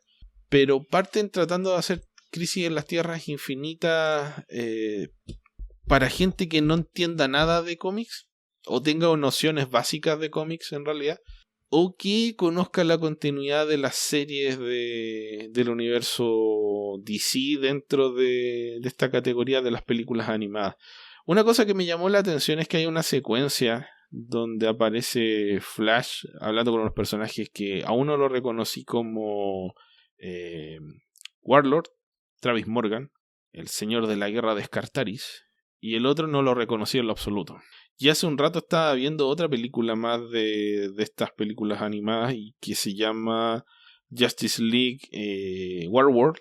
Y la secuencia tiene su contraparte. Hay un momento en el que aparece Barry Allen frente al personaje, que aquí ya entendí que se trataba de Batman. Ahora la película Warworld es anterior, justo anterior a Crisis, entonces la idea de que tengan pequeñas secuencias de continuidad entre películas de un universo que está mayormente compuesto por películas de carácter unitario me resultó bien curioso. A ver, parte como Justice League Crisis on Infinite Earths, parte como una historia de Flash, con un diseño de personajes que lo detesté con todo mi corazón, Beto. Hay una cosa que me molesta, no sé, hay muchas cosas que me molestan, Beto, pero esta es una de las que me molesta más. ¿Qué? Que es el diseño de la máscara de Flash. No puedo entender por qué, si Carmine Infantino la hizo tan bien en 1956, la siguen tocando y nadie la hace mejor. Entonces no sé a pito de qué siguen tratando de mejorar algo que está bien hecho y lo empeoran. La máscara de Flash tiene la particularidad que hay mucha gente que la primera vez que dibuja a Flash lo ve y dice, que quedó raro, y es porque lo tratan de hacer como Batman. La gran diferencia que tiene la máscara de Flash es que la nariz está expuesta. Entonces parte debajo del puente de la nariz la máscara, y la máscara es un dominó inverso con una caída sobre las mejillas y después el cierre sobre la mandíbula. Esa es la máscara de Flash, ¿ok? Esa es la que me gusta, la que acepto. En el caso de los cómics actuales, decidieron, para diferenciar a Wally de Barry, que la de Wally va a tener la nariz cubierta. Se ve horrible, no me gusta, pero bueno, por lo menos está Wally West como Flash. En el caso de esta versión de la película, trataron de hacer un híbrido de las dos ideas y hacen una especie de corte un poquito más abajo de la mitad de la nariz, y es algo que me distrajo toda la película. No No lo puedo aceptar. También otro cambio que le hicieron al traje de Flash es que hicieron el rayo de la cintura como un cinturón con el símbolo de Flash en el centro. Nuevamente, craso error. Yo creo que si no van a dibujar el cinturón, o sea, el rayo original, que es el rayo que cruza en una sola dirección la cintura de Flash, hagan la versión que creo que es la única mejora que me gusta del traje de Flash que diseñó Greg LaRocque para el Flash 50, donde parten los rayos en el sistema de espejo, desde la cintura hacia los costados. Creo que ese también se ve bien. Pero bueno, acá tienen una especie de cinturón que... no hay caso. Volviendo a la historia. Parte como una historia de Flash, donde Flash está saltando en el tiempo y conversando con Iris, que es en esta versión Iris es negra, no es pelirroja como en los cómics, es negra como en la serie de televisión, y se ve que Flash está despegado del momento, porque tiene una especie de conocimiento simultáneo del presente y del futuro. Entonces las cosas como que está pajareando, está distraído y de repente se acuerda, sí, este momento tenía que decir esto, o va a pasar esto otro. Entonces tiene unas reacciones un tanto tardías, pero a la vez con conocimiento de lo que va a ocurrir. Y no se entiende muy bien por qué Flash está saltando de un momento a otro. Y empieza a saltar de repente también hacia otras dimensiones. Y eventualmente nos topamos a la Liga de la Justicia peleando contra Amazo, que también es una pelea fuera de secuencia donde vemos momentos en los que Amazo está ganando y momentos en los que la Liga de la Justicia está conociendo a Amazo y después momentos en que la Liga de la Justicia le está ganando a Amazo y después está perdiendo contra Amazo. Y nuevamente Flash va saltando de un momento a otro con conocimiento que no es conocimiento no lineal del futuro que le permite salvar la situación, o sea, hacer que las cosas funcionen. De a poco todo esto lleva a que eventualmente aparezca Flash en el universo de Tierra 3, que para los pre-crisis el universo de Tierra 3 es el del Sindicato del Crimen de América, es decir, las versiones inversas de la Liga de la Justicia. Y eventualmente nos encontramos con que aparece Harbinger, que es una versión modificada del diseño de la Harbinger de Crisis en las Tierras Infinitas, donde se parece bastante a Wave Rider pero con color de plateado, así que no sé por qué. Y empieza a tomar a los personajes de distintas eras y los lleva al satélite del Monitor, y el Monitor les explica: hola, yo soy el Monitor, me dedico a monitorear todo, bla bla bla, soy como Watu pero en el universo DC. Pero voy a violar mis votos porque estamos ante un evento que está destruyendo la realidad y necesitamos intervenir, así que los traje a ustedes. A diferencia de lo que ocurre en Crisis en las Tierras Infinitas, donde el Monitor les dice hace eones Apal y Apsa con los Guardianes del Universo trató de hacer un experimento en el cual viajaba a través de una especie de televisor que viajaba en el tiempo, trata de observar el origen del universo y afecta la realidad, o sea, este atípico que te dicen de que el observador afecta al objeto observado, y creó de forma accidental el multiverso. Al dividirse entre el multiverso también o sea, entre los distintos universos del multiverso, también se crea el universo de antimateria y surgen al mismo tiempo el antimonitor y el Monitor. Toda esa parte no la cuenta, no la sabe, no la dicen, no lo sé. Así que el Monitor en el fondo lo que dice es: tenemos este desastre natural que es como una ola, es como un tsunami de antimateria que está arrasando las realidades. Así que los saco a ustedes porque ustedes son inteligentes, yo a ustedes los saco porque tienen músculos, a ustedes los saco porque son rápidos. Y la idea es que, no sé, pues pónganse a pensar, tenemos este problema, así que solucionenlo para ver qué se les ocurre. Y empiezan ahí a pensar los héroes y se les ocurre inventar las famosas torres del Monitor, que es digamos, el primer desarrollo argumental que tiene Crisis en las Tierras Infinitas. Los superhéroes, como igual que en las historias clásicas donde se dividían en grupos de a dos, aquí se dividen en grupos pequeños y cada uno va a defender una de las torres para preservar los 5 universos principales: Tierra 1, Tierra 2, Tierra, etcétera, no me acuerdo el resto. Y ahí vemos que los personajes fracasan y termina Barry Allen ahí en un momento de desesperación abandonando la misión que le encargaron y parte a buscar a Iris. Y nuevamente hay un salto lineal hasta que al final se revela que de alguna forma, a través de los poderes de Barry Allen, logra él, de manera individual, con el apoyo de Iris, diseñar una forma de activar las torres del monitor para que el efecto de la vibración de las torres salve los universos. Así que la gran revelación probablemente de la segunda película va a ser la existencia del antimonitor. Me pareció que el cómic lo escribe, la película la escribe Jim Krueger, si no me falla la memoria. Pero me pareció una forma, no, James Craig. Me pareció una forma bien extraña de adaptar Crisis en las Tierras Infinitas, porque se aleja de la trama de Crisis en las Tierras Infinitas. Es más, no es una historia tan complicada. Lo que pasa es que el contexto de Crisis en las Tierras Infinitas es muy alambicado, pero en sí la historia no es tan enredada si uno la trata de simplificar, de quitarle un poco de la huella del contexto. Y aquí le tratan de dar otro grado de protagonismo a Flash, que creo que se vuelve un tanto confuso y un tanto frustrante, porque la historia no avanza lo suficiente como para que se entienda bien qué es lo que está pasando después de 1 hora y media de película. Y eso me resultó un tanto extraño, un tanto confuso. Como dije, me distrajo mucho el diseño de Flash, pero el diseño de los demás personajes es bastante clásico, lo que se podría esperar, así que está mayormente ok. Pero es una película rara, está disponible desde hace algunos meses en el servicio Max, así que si les interesa, les diría que la vean, pero la vean con esa salvedad. Yo probablemente voy a ver la segunda parte una vez que aparezca, que no sé exactamente cuándo va a ser, pero me llamó la atención esa forma de adaptarla, la encontré muy, muy extraña. No sé si la viste, Beto. No, no para nada. Ok. No creo que te llame mucho la atención. Si no la viste, no creo que la vayas a ver. Y creo que esta reseña no va a motivar a mucha gente.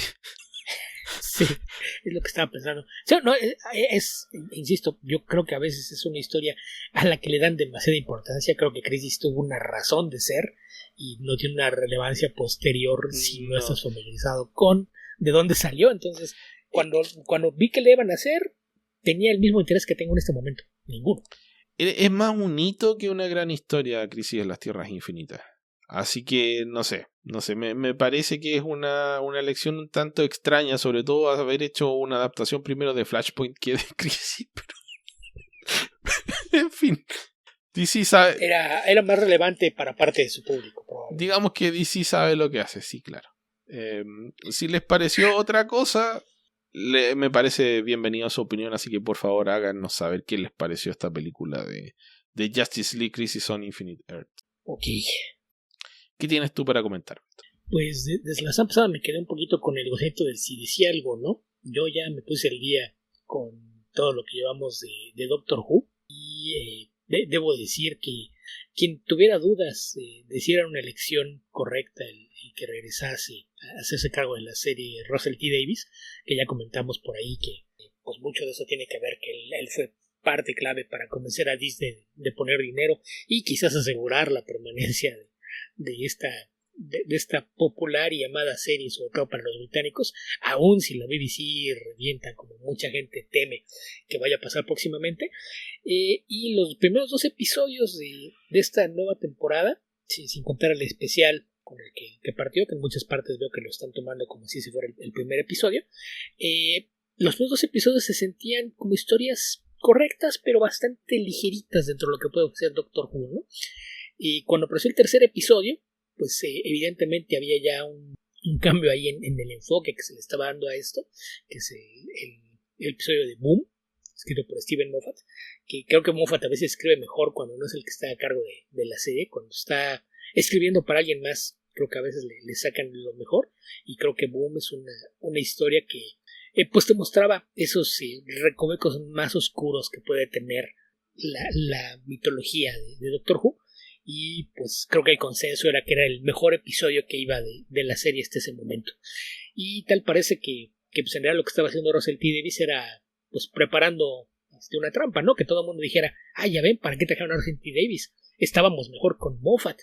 Y respondió a ese episodio de Boom, en donde tenemos al doctor y Ruby visitando un mundo en guerra, para pues toparse con un campo minado que nos coloca en una situación bastante complicada y donde pues tienen que lidiar con una inteligencia artificial y las corporaciones que al parecer son el principal villano que estamos enfrentando en esta temporada, ¿no? Y entonces en ese sentido el episodio de Boom sí marcaba un cambio en el rumbo que parecía tomar la serie, y la respuesta de Russell T. Davies con el siguiente episodio, que es 73 yardas, pues fue mostrar el peso que puede tener un companion en la historia de Doctor Who, al crear una historia en la que el doctor desaparece en los primeros minutos del episodio y después seguimos a Ruby durante décadas hasta entender exactamente qué fue lo que pasó, ¿no? Es una historia de corte un poquito más oscuro que pues demuestra que Russell T. Davies pues también es uno de esos escritores que cuando hace su mejor trabajo realmente no hay ninguna queja que ponerle al respecto. Y si no fuera suficiente haber puesto un episodio que estaba prácticamente a la par de lo que había hecho Steven Moffat, el siguiente episodio, que se llama Dot and Bowl, pues es quizás la pieza más política que hemos visto en Doctor Who en mucho tiempo, y de una forma que te pega duro y a la cabeza, ¿no? Entonces creo que quienes empezaron viendo esta temporada con escepticismo, yo creo que esta seguidilla de 3 episodios que son Boom, 73 yardas y Punto y Burbuja, creo que pues este regreso de Doctor Who de manos de quien lo revivió originalmente hace ya casi 20 años, pues promete, ¿no? Y yo creo que sí, las posibilidades de que esto genere una nueva generación de fans fuera del Reino Unido o de quienes ya conocían la serie es alta, ¿no? No quiero comentar mucho más de las historias porque creo que sí son la clase de cosas que deben ver por ustedes mismos para disfrutarlo, pero por ahí vi una descripción de este último episodio que hacía nuestro amigo Carlos Rambert, antes conocido como el Cacha, que decía, oh por Dios, el nuevo episodio de Doctor Who es White Chickens in Space. Lo de White Chickens, para quien no lo sepa, pues es el término que se utiliza para referirse a aquellos mexicanos que se sienten blancos y de primer mundo. ¿Y qué te ha parecido, Beto? ¿Te gusta? Insisto, yo creo que esta serie de 13 episodios, no recuerdo la última vez que vi 3 episodios de Doctor Who al hilo que fueran tan buenos. Es decir, había temporadas muy sólidas con episodios sobresalientes, pero no puedo recordar alguna vez que 3 episodios que no fuera una historia continua te den 3 historias a ese nivel. Entonces, me está gustando mucho. Qué bueno, Beto. Qué bueno. Yo creo que ya tal vez la próxima semana o a futuro podamos hacer un comentario ya más detallado de los episodios, porque de los que comentaste, el único que no vi fue el último. ¿No lo has visto? No, todavía no. Ok, es muy bueno. Pero es que en general, hasta los más light, porque Space Babies, ahí bajita la mano, tiene un pequeño comentario social en torno a las políticas de los gobiernos de derecha de querer abolir el aborto, ¿no? Lo hacen de una forma muy, muy como casual y a la pasada, pero creo que se entiende. O sea, no quieren prohibir que se cierre la fábrica de bebés, pero no les interesa qué pase con los bebés después de que nacen. Creo que era bastante evidente hacia dónde iba. Y en general creo que pues ha ido de menos a más, ¿no? Empezó con 2 episodios que te mostraban el lado más lúdico, absurdo, surrealista y lúdico de lo que es Doctor Who, y lo siguieron con 3 episodios más oscuros que permiten una mejor exploración de los temas de la ciencia ficción, que es algo que hemos visto en Doctor Who, sobre todo desde 2005, cuando Russell T. Davies revivió la serie. Sí, que de repente son demasiado light, incluso tienden a ser un tanto ridículos, por lo menos en apariencia, porque siempre tienen alguna segunda lectura que los hace más interesantes, pero tienen un tono que es un tanto fársico a veces, que puede que te descoloque un poco. Una vez que te acostumbras ya sabes para dónde va. Probablemente también era una forma de evadir un escrutinio más cercano de parte de la BBC, ¿no? El esconder mensajes un poquito más profundos dentro de las historias de un programa que nació dirigido a los niños. Sí. Como Odisea Burbuja, Beto. Como 31 minutos. Yo siempre Yo siempre lo he dicho, el profesor Memelovsky es el doctor mexicano no oficial. Y a propósito de esto que mencionaste, Beto, te lo comenté a ti, aprovecho de comentárselo al resto. Vi Furiosa. ¿Cuál es el subtítulo? Algo así como... A Mad Max Saga. Mad Max Saga. Furiosa, de la saga de Mad Max.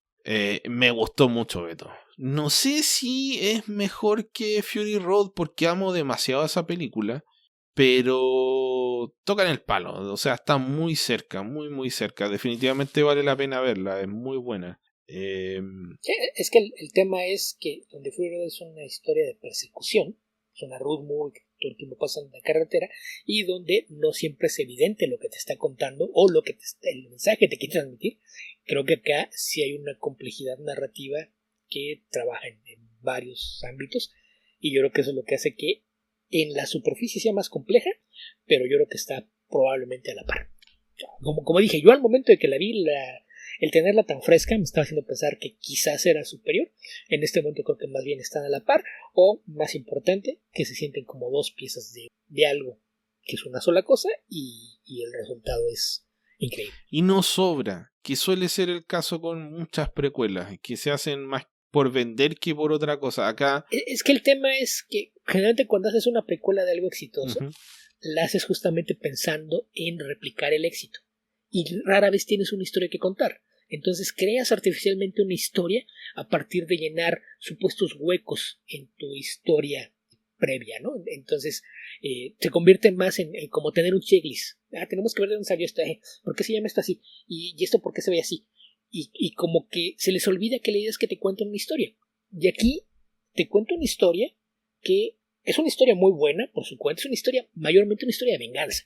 Pero es una historia bien construida, bien narrada, con personas interesantes y que además te da información adicional del mundo en el que viste la película anterior. Entonces yo creo que esa es la diferencia, el enfoque. No creaste una historia para tratar de explicarte huecos o hacer referencias. Veniste a contar una historia, una buena historia que era importante contar y que además te da algunos puntos que le añaden contexto a la historia que habías contado anteriormente. Entonces yo creo que ese es el tema. No fue hacer una precuela por hacerla. Había una historia que contar.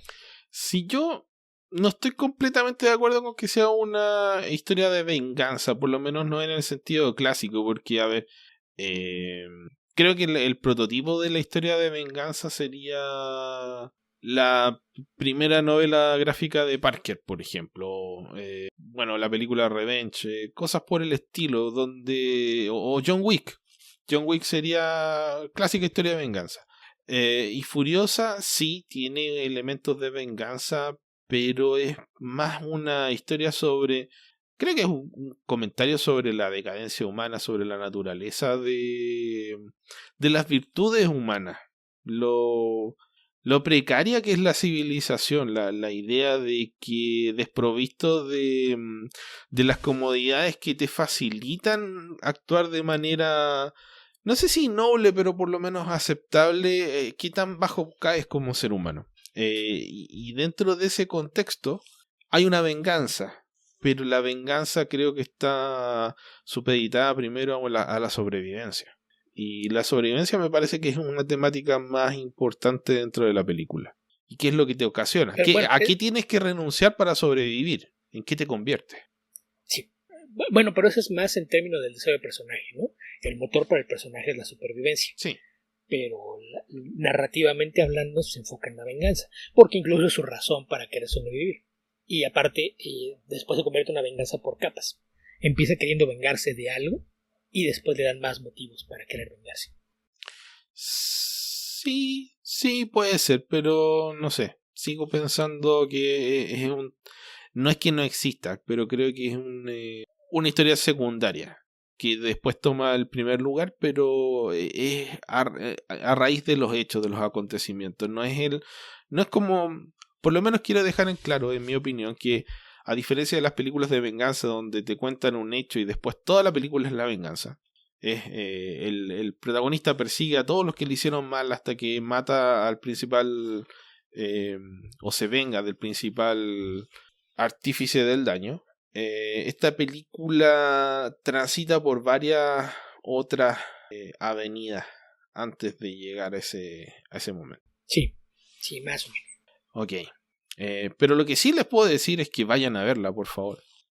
Ah, y lo otro, quería destacar también la actuación de Anya Taylor-Joy, porque se me hacía difícil imaginar que ella pudiese ser capaz de representar al personaje de Charlize Theron, solo porque Charlize Theron se ha transformado en algo así como, no sé, un gigante, una amazona de la actuación.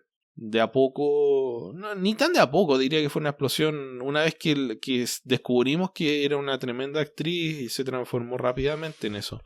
Pero la presencia de ella en Fury Road era extraordinaria. Y creo que Anya Taylor-Joy le hace justicia a ese personaje. No te quedas aquí pensando, ojalá que Charlize Theron hubiese podido hacer esta película. No. Y no solo ella, porque también la niña que la interpreta más joven creo que hace un muy buen trabajo, entonces en ese sentido creo que no podemos quejarnos. Y pues más allá de que cambies de actriz, creo que el hecho de que todas están trabajando con un personaje bien definido es lo que hace que dejes de preocuparte porque no tuviste a la actriz que la hizo originalmente, que además pues sí te lo plantean como que es varios años antes, y pues sí, tenía sentido que buscaran una actriz más joven.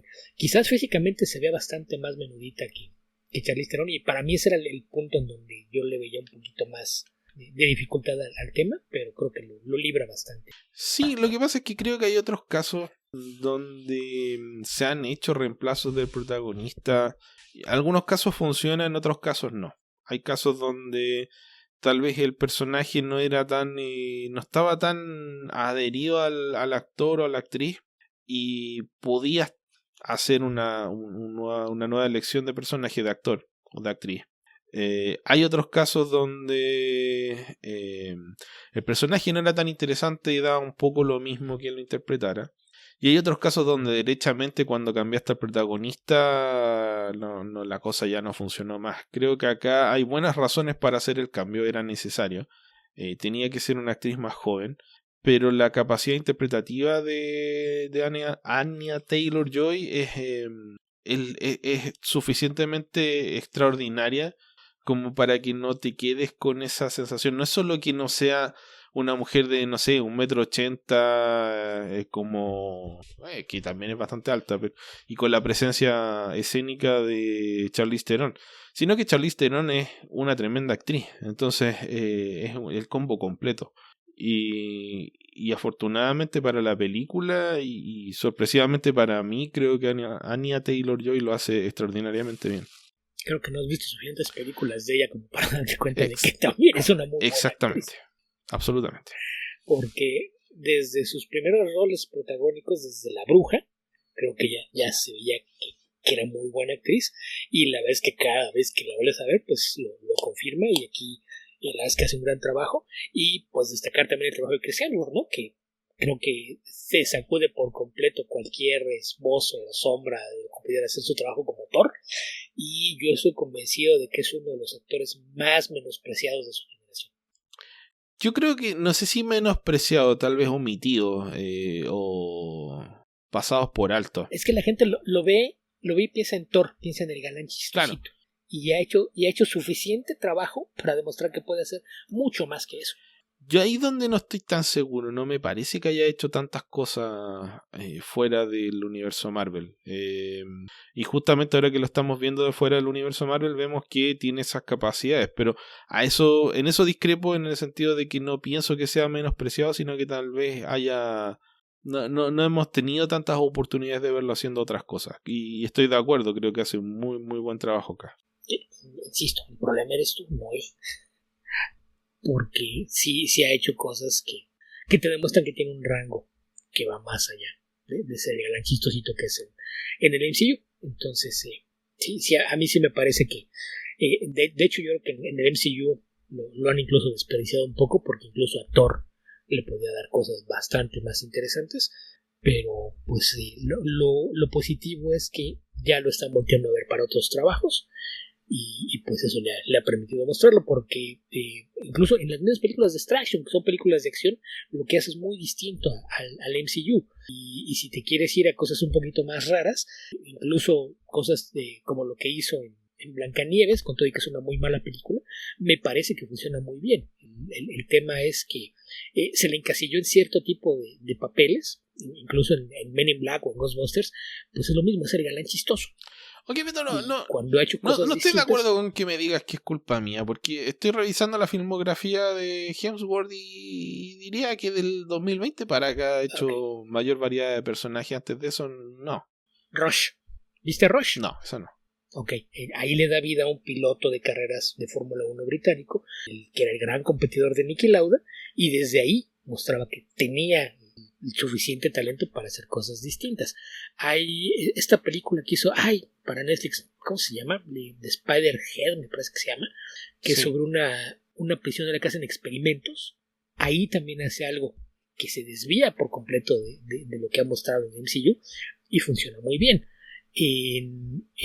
¿Qué otra? Por ejemplo, el papel pequeñito que tiene en Bad Times at the Royal también hace algo que cambia un poquito las cosas en lo que hace. Otra película vieja que tiene ya, hay tener como 8 años, la de Black Hat, donde hace un hacker. También ahí demostraba que se podía salir del marco en el que lo hemos encasillado por sus películas más famosas. Entonces, sí tiene una filmografía en la que ha hecho otra clase de trabajos, pero no es por los que la gente lo ubica. Ok. Muy bien, con esto vamos a dar por concluido este episodio que se sintió como especial de 2 horas de Comic Verso. Así que recuerden que nos pueden encontrar en www.comicverso.org. También nos pueden encontrar en nuestras redes sociales que están disponibles en esa página y queremos invitarlos especialmente a que se integren a nuestro Discord. Lo pueden hacer ingresando a bit.ly/DiscordCV, DiscordCV todo con mayúscula, y por supuesto la mayor invitación de todas es que se integren a nuestro Patreon, www.patreon.com/comicverso, donde pueden acceder a nuestros especiales mensuales, a la publicación anticipada de cada nuevo episodio del podcast y también a nuestros minisodios de temas especiales que son exclusivos para nuestros patrocinadores superhéroes, aquellos que nos donan $5 o más al mes. El último especial estuvo dedicado a la serie X-Men 97, que es la primera de 2 partes. Probablemente la segunda parte se estrenará ahora en junio, a fines del mes, pero llegamos hasta el episodio 5 de la serie de Disney Plus, que nos gustó bastante a ambos, ¿no, Beto? Así es. ¿Dónde más te puede encontrar la gente, Beto? Pues en redes sociales me encuentran como Albion2112, tanto en Twitter como en Blue Sky. Además de eso tengo un blog que encuentran en hogueralasnecedades.blogspot.com y una página de Patreon que está en patreon.com/guiaficcionauta, guiaficcionauta todo de corrido y con X. Además de eso soy colaborador regular, somos cada 3 episodios del podcast de archivos temporales de nuestro amigo Dr. McCoy, que por problemas técnicos en este momento está en pausa, pero pues esperamos pronto pueda retomar, y donde el episodio que está pendiente de aparecer es justamente en el que estuve con él para charlar de los 4 Fantásticos. Más allá de eso, pues participo de vez en cuando existe el podcast Comicase y no tiene un tema que me repela, también estoy por allá. Ambos podcasts se encuentran en sus plataformas favoritas, buscándolos por su nombre. Habitantes del futuro, donde sea que estén y cualquiera que sea el momento en el que estén escuchando este podcast, que tengan muy buenos días, muy buenas noches o muy buenas tardes. Cuídense mucho. Hasta la próxima.